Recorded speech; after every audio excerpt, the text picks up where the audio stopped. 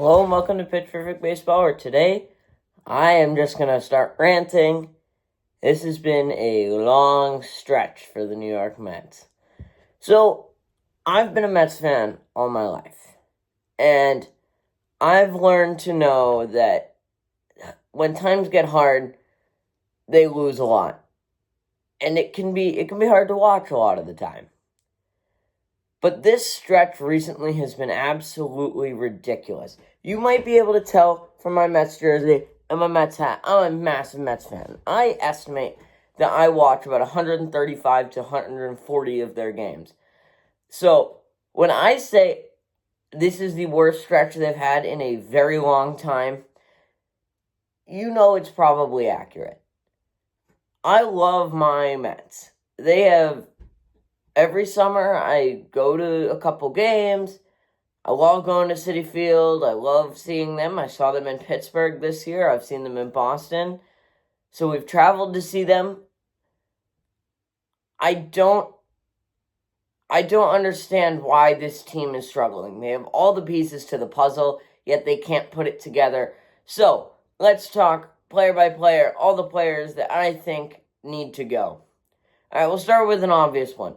Frankie Montas. Frankie Montas has been absolutely horrible this season. I saw him against the Guardians a couple weeks ago at Citi Field.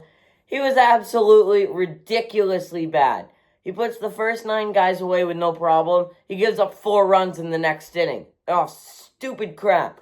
Walking in runs, double with the bases loaded. Just ridiculous. They lose that game 12-4. So, Montas, he gets demoted to the bullpen. If you're Carlos Mendoza, I don't want to see him unless it's a 12-0 game. He needs to sit his bum right down in the bullpen bench and stay there. He has been absolutely ridiculous. Nothing.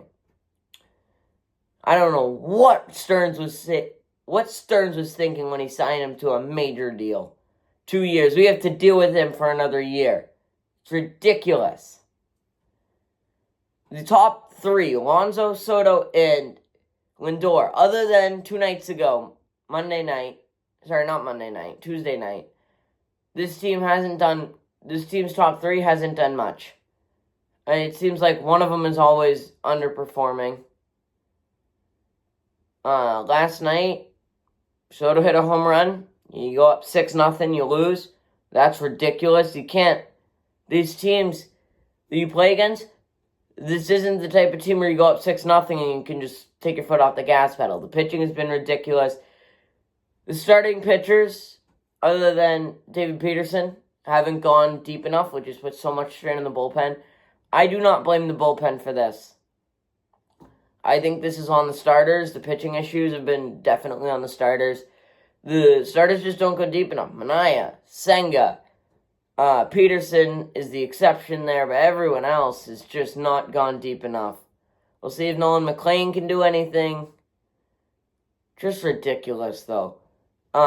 They have the 3rd worst record since June 13th. The only teams worse than them since June 13th are the Colorado Rockies and the Washington Nationals. But this team is ridiculous.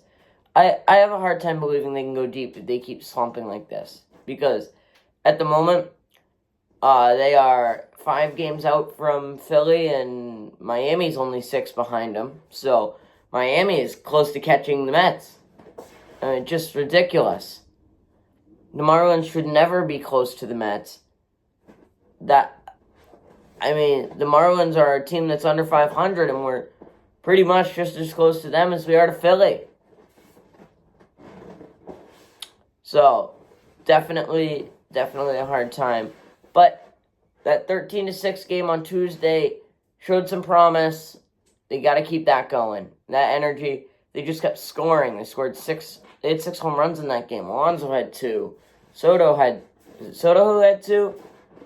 No, Alvarez had 2. Nimmo had 1. So no, Soto didn't have 2. Never mind. But just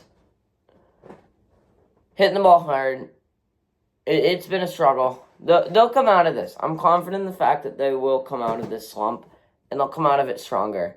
I mean, we saw last year They came out of the slump, and after May, they were great the rest of the season, made the playoffs. All right, one more thing before I go. Last season, that team felt like a team. A team that was fully woven, a team that supported each other, a team that really played hard for each other and not for themselves. This year, this team feels like a collection of ball players who all kind of want to win, but at the same time just want to get their paycheck. And I have a real hard time watching that. If there is anyone in the Mets front office, or even if a player watches this video, I know that might be a pipe dream, but if there's a person in the front office, any of the coaches, any of the players even, if you're watching this, get your crap together, because this cannot fly. I watch so much Mets baseball, and it seems like every time they find a way to backstab me. So, thank you for that.